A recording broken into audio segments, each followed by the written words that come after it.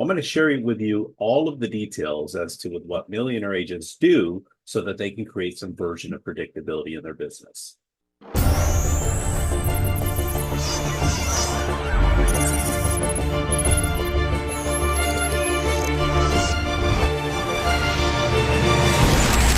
So today I want to talk to you about systems for millionaire agents.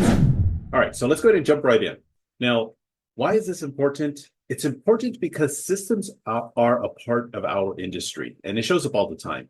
The thing, though, is that we need to be in a position where we're creating a version of predictability a little bit better for ourselves.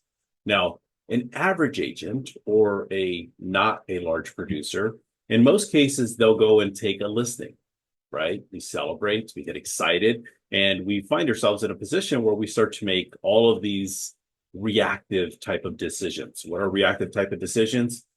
Oh yeah, I got to get a lockbox. Oh, wait a minute. Actually, I have to order a sign for that particular property.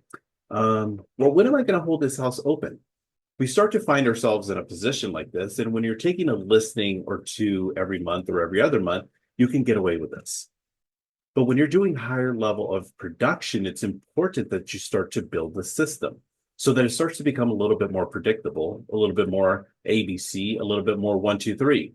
Now, just imagine being an agent when you start to get to 5, 10, 15 listings a month, and now you're trying to create a business based on that model. It's not going to be too successful. Now, of that, the other thing we have to take a look at, whether you're doing 50, 100, or 250 deals, it doesn't matter. Because at the end of the day, what's most important is creating the systems for the primary reason, and that's for customer service. And when you're in a position, whether you're taking a listing or two a year, or you're taking a listing or two every week, you need to be able to build a system so that it allows you to be able to build great customer service. And why is this important? Well, we obviously know that the repeat and return business is based on how we actually perform. So it's important, especially when it comes time to building the systems and doing it in thinking of how we can become better and stronger, of course, for our clients. Now, what's a system? What type of system? What do we got to look for when we're building these systems? Where do we build them? Well, we want to think about things along the line of like listings. When we take listings, there's certain steps that we want to go ahead and, of course, take. What about when you're working with a buyer? What about when you are working on putting together a listing packet? These are things that we're going to want to, of course, pay attention to. What about closings, open houses, prospecting? How about handling your database on how you're going to manage them? What about a hiring process? All of these things are systems that you can actually create so that you can build long-term sustainability. So whether it's specific for your client and, of course, building that so you can have better customer service, or being in a position where you can actually build a more predictable business. Now, here's the other thing I want you to think about. Any of you ever find yourself in a position where you are, I don't know, waking up in the middle of the night and it's 10, 11, 12, 1, 2 in the morning, you're going, oh my gosh, I completely forgot I need to do the following item. Well, when you build a system, it's important that you start to create it in a form of a checklist so that you can, of course, check these things off. And as you start to complete them, when you wake up in the morning or the mid-morning or the midnight or whatever it is, and you start to think about these things, it gives you the opportunity to have that peace of mind. You can also place some of these systems in, I don't know, like, for example, your phone, your tablet, you can actually have it, in the cloud so that you can always have access to it. By building these systems, it gives us the opportunity to, of course, continue to look at how we can be a better realtor.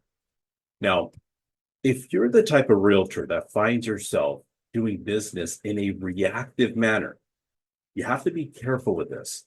This is a lot of stress. And the more business you start to generate, the more stress you add. Well, in most cases, what do realtors do? Well, instead of becoming more efficient, they start to take it out on their family, on their loved ones. What do I mean by that? Well, what I mean by that is putting yourself in a position where you're now working the extra time. You're now staying until 6, 7 o'clock. You're working the Saturdays. You're working the Sundays. You're no longer spending the time or the quality time that you should with your, of course, loved ones.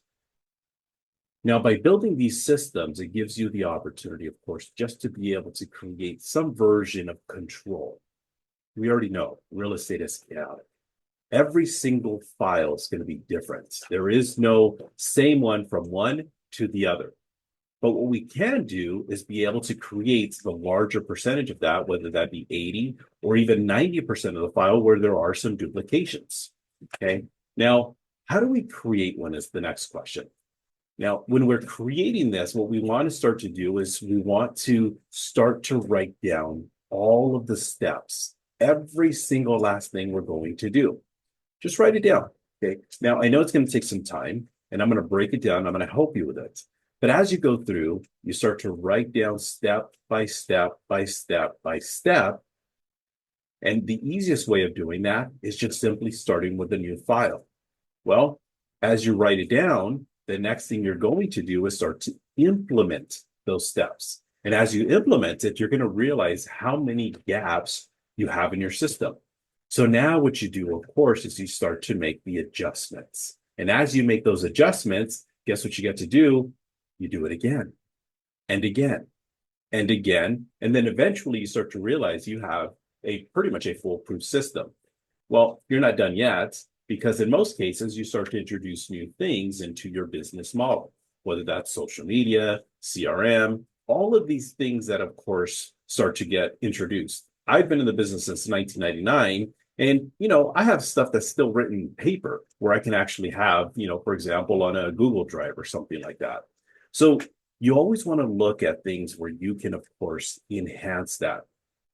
Now, you go through it from all of the different perspectives of what I'm talking about, whether that be a listing, whether that be a buyer, whether that be the pre-listing packet, whether that be anything else as to what you're trying to work on that it's duplicatable.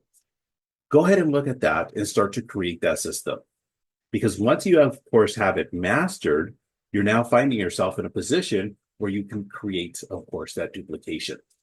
And when you start to build that duplication, it allows you to, of course, to be a little bit more efficient, and better yet, gives you better customer service.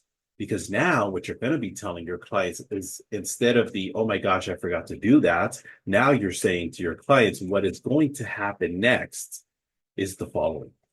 Okay. Now that's the important part, of course, of building the systems. Now, who's going to follow this system? Everyone.